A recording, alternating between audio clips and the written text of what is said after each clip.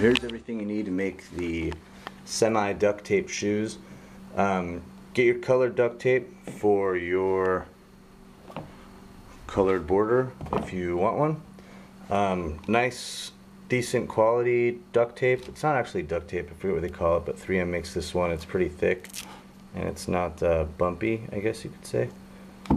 And then really good quality tape is Gorilla Tape. You'll need that. Thinner, I think 1-inch baseball tape, thinner stuff, and then a little bit thicker, I think it's 1.5 inch baseball tape. It's kind of like hockey tape, you could use either one, but it's not shiny, it's more cottony, I guess. And then rubber padding, which is actually for pipe repair. You can get that in the plumbing section of a Home Depot or Lowe's. I think it's 98 cents. Sharpie, scissors, and a knife. Careful with that one. And that's what you need to make the duct tape shoes. Okay, so step one on how to make a duct tape shoe. This is the finished product again. Start with your sole, new or used, either way. And what you're going to want to do is take spray adhesive and spray about a 1/2 inch around the perimeter to allow tackiness for the duct tape to stick. Also on the base of it. Now take about a 1.5 foot piece of tape. This is the thicker black duct tape, a little bit higher quality than just the cheap one. To about a little over 1 foot, maybe 1.5 feet to start. And then you're going to take another piece of that tape, leave about a 1/2 inch gap right there, roughly. Take your sole with the spray adhesive on it, find the center. Now take each edge, tack it onto that. Again, you've got the spray adhesive on there, so it's holding it a lot better. Once you've got that going, take these two edges, they don't come all the way out to the end, and fold them about midway through the shoe. There's no exact science with duct tape anything, pretty much. Just eyeball it.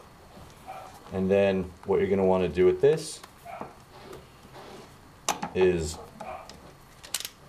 be careful using a blade. Cut the edges of those so you can start folding them over, and it's going to make a nice circle shape. And again, this is just the start of it. So what you're going to do now is continue to layer the duct tape to make it more secure and stiff. So you're going to do that in small pieces on the inside first. So now we're hitting it from both edges, and continue to do that until you have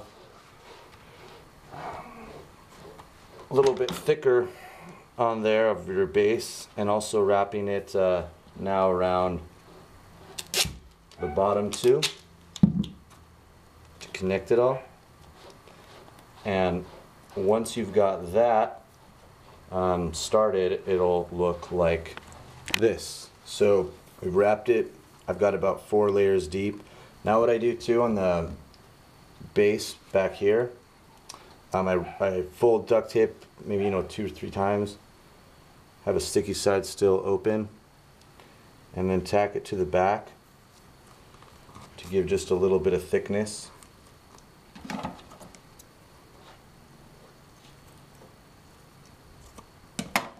To the sole, that way it's semi-comfortable, and then go ahead and tape that too. Now whenever you're taping radiuses, always give yourself what's called relief cuts with the razor carefully. That way when you fold it on a radius, the relief cuts allow it to fold in radius. And it will be nice and smooth, because the whole goal is to have wrinkle-free duct tape as much as possible. That way you're giving yourself, keeping in mind this is kind of the base of the shoe, the back, which is important, a nice smooth, comfortable radius.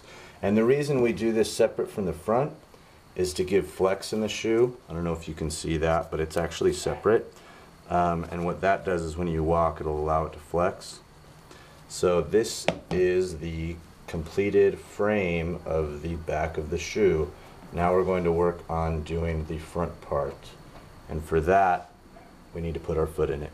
So ignore my hobbit feet, but put your foot in it now. And then what you're going to do is you're going to wrap duct tape around that. So to do that, take a piece of duct tape, about a foot long, and then take a piece of the baseball tape, and we're doing this to give it some cushion on the inside so it's not sticky. This is actually red baseball tape. Makes it a little bit softer on the inside. So take a piece shorter than the piece that you just cut. Dope. Take two. About a foot long. Piece of the baseball tape, a little bit shorter than that. The baseball tape's a little bit more narrow than the duct tape, so unfortunately I've got to do 2 strips, otherwise you'd get stickiness all over your feet. And then this is what we do. Now take that and work from the back of the foot forward with the sticky sides and wrap it around your large hobbit feet, giving yourself just enough room to slide your foot out. Start with that, keep on layering them. You'll have about at least 6 going different ways, and then it should look like this. We replaced foot models, but I forgot I was making these shoes for my wife. But now it should look like this. Go different directions so that it covers smoothly rather than looking bulky. And now you're going to wrap it with just duct tape, about two layers, and then that'll complete the frame of the shoe. So now you've wrapped it several times. Don't forget to wrap around the base too. It's about 3 layers in. And don't connect the back flap with the front because you want it to have mobility when you walk. Now that is good enough for just a duct tape shoe by itself, but if you want to take it one step further and make it a total finished product, here's how to do extra steps just to make it a little bit nicer. Or if you're sick of watching this video or making this shoe, you're good with that.